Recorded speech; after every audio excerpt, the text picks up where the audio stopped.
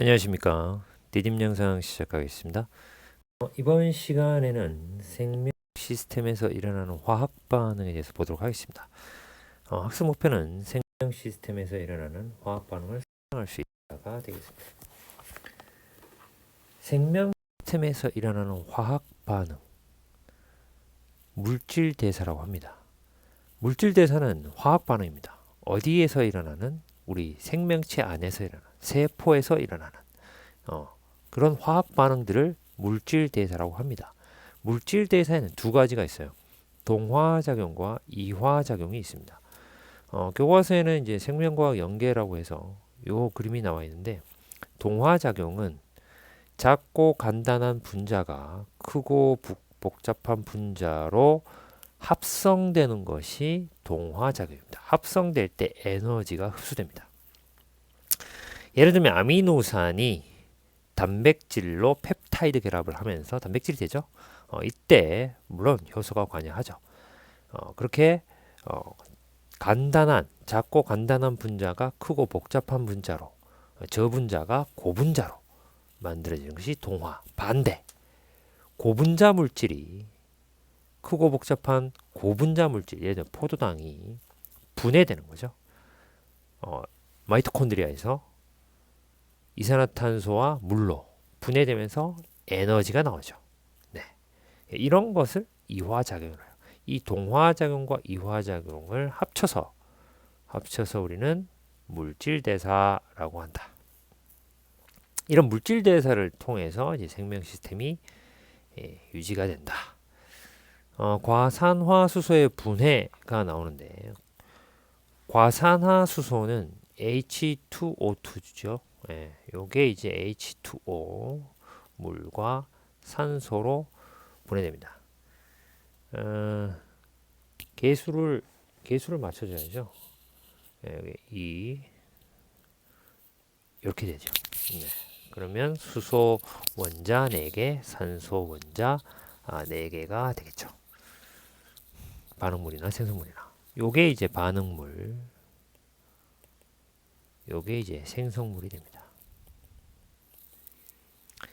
효소가 있거나 없거나 둘 다 과산화수소는 물과 산소로 분해됩니다. 그런데 효소가 없으면 실온에서 물과 산소로 느리게 분해가 돼요. 근데 효소가 있으면 실온에서 빠르게 분해됩니다. 속도 차이가 난다. 왜 이런 속도 차이가 나냐? 효소가 있기 때문에. 효소가 이 분해 반응을 빠르게 해준다. 그러면 세포 안에 들어있는 무슨 효소? 카탈레이스라는 효소가 이 분해 반응을 빠르게 해준다. 그럼 어떻게 해주냐? 화학 반응이 일어나는 데 필요한 최소한의 에너지가 있어요. 화학 반응이 일어나는 데 필요한 최소한의 에너지. 요거를 활성화 에너지라고 합니다. 그래프 봅시다. 그래프 X축은 반응의 진행을 나타내고 Y축은 에너지를 나타냅니다. 이 반응물, 과산화수소죠. 생성물, 물과 산소로 분해가 됩니다. 그럼 분해될 때 카탈레이스, 세포 안에 들어있는 카탈레이스가 있으면, 효소가 있으면 요 에너지 있죠. 여기서부터 여기까지 요 에너지가 활성화 에너지입니다. 화학 반응이 일어나는데 필요한 최소한의 에너지. 그래서 요 반응물이 생성물이 되려면 요만큼의 에너지는 있어야 되는 거죠. 요만큼의 에너지가 있어야만 이 생성물이 된다는 거예요.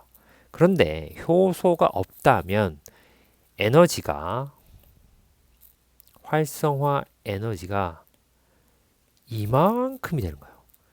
요만큼인 거랑 이만큼인 거랑 에너지가 크게 거의 2배 가까이 차이 나죠. 그래서 효소가 있으면 이 활성화 에너지를 낮춰줍니다. 효소가 활성화 에너지를 낮춰준다. 이만큼인 활성화 에너지를 요만큼으로 낮춰준다. 이만큼인 활성화 에너지를 요만큼으로 낮춰주더라. 누가? 효소가. 그래서 화학 반응이 빠르게 일어나게 된다. 효소의 작용을 보겠습니다. 효소의 작용은 효소의 주성분은 이제 단백질이죠. 단백질이고 효소는 고유한 입체 구조가 있다. 요 그림에 보면 이 효소예요. 독특한 이런 효소마다 구조가 특징을 가지고 있어요. 그래서 이런 반응물들이 이것도 반응물이고 요 핑크빛도 반응물이에요. 그런데 얘는 요런 구조 때문에 요러한 구조 때문에 요 부분이 딱 맞지 않죠? 그런데 이 요 노란색 반응물은 요 구조에 딱 맞죠. 그래서 특정 효소에는 특정 반응물하고만 결합을 합니다. 그래서 그 다음 그림에 보면 이 효소와 반응물이 탁 결합을 했죠. 딱 맞게. 그죠? 그럼 이렇게 되면 이제 여기 쓰이는 것처럼 활성화 에너지를 낮춰줘요. 그럼 반응이 일어나요. 이 과산화수소가 물과 산소로 착 분해돼 버린다. 이런 식으로 이제 작용하는 거예요. 그래서 효소는 그 구조에 맞는 특정 반응물과 일시적으로 결합하여 반응에 뭘 낮춰준다? 활성화 에너지를 낮춰준다. 화학 반응이 끝나면 효소는 없어지지 않아요. 생성물과 분리되어 반응 전과 동일한 상태가 되므로 동일한 상태가 됐죠. 또 다른 반응물이 또 결합을 할 수 있어요. 네. 그래서 반복적으로 계속 사용된다. 반복적으로.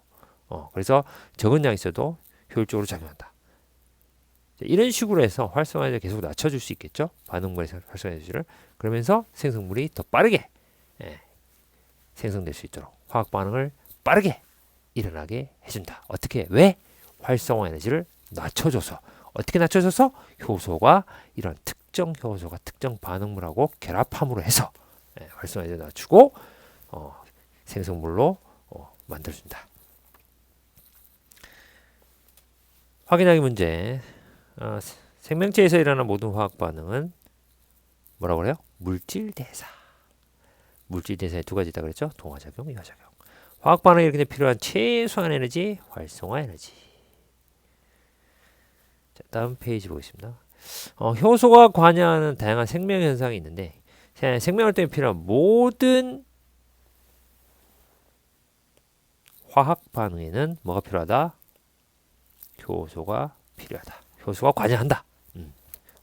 생명 활동에 우리 생명체 내에서 일어나는 모든 화학 반응, 그럼 물질 대사에는 반드시 효소가 필요하다.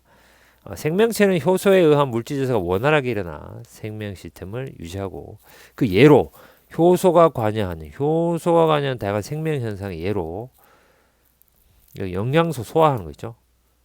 그다음에 탄수화물, 단백질, 지방이 탄수화물, 단백질, 지방이 탄수화물 분해되면 포도당, 단백질 분해되면 아미노산, 지방이 분해되면 지방산 글리세롤 이런 식으로 이 고분자가 저분자가 되는 거죠. 이화작용이잖아요. 그 다음에 광합성으로 포도당 합성되는 거 이건 동화작용이죠. 이산화탄소와 물 저분자 물질이 포도당 고분자로 되는 거죠. 빛 에너지로 비해서 이때도 전부 다 소화나 포도당 합성에 다 효소가 관여한다.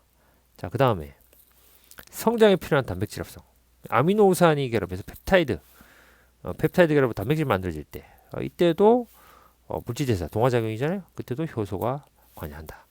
일상생활에서 효소가 활용되는 사례도 뭐 있죠. 발효식품 뭐 빵, 치즈, 요구르트 여러분 좋아하는 거 이런 것들. 그 다음에 우리 전통 발효식품 김치, 된장, 고추장, 간장 뭐 이런 것들. 그다음 생활용품, 의약품, 효소 세탁세제, 뭐 소화제, 뭐 청바지 가공에 사용된 섬유소 분해 효소, 환경 오염을 해결하기 위한 미생물 효소 뭐 이런 것들도 있죠. 자, 효소는 뭐를 낮춰줘요? 어떻게 해서 화학 반응을 발생한다고? 활성화 에너지. 예. 자, 이번 시간에는 이제 생명 시스템에서 일어나는 화학 반응들 그때 그 화학 반응이 일어날 때 물질에서 일어날 때 효소가 반드시 꼭 작용을 하고 어떻게 작용해 하는지 활성화에서 낮추는지에 대해서 살펴보았습니다. 수고하셨습니다.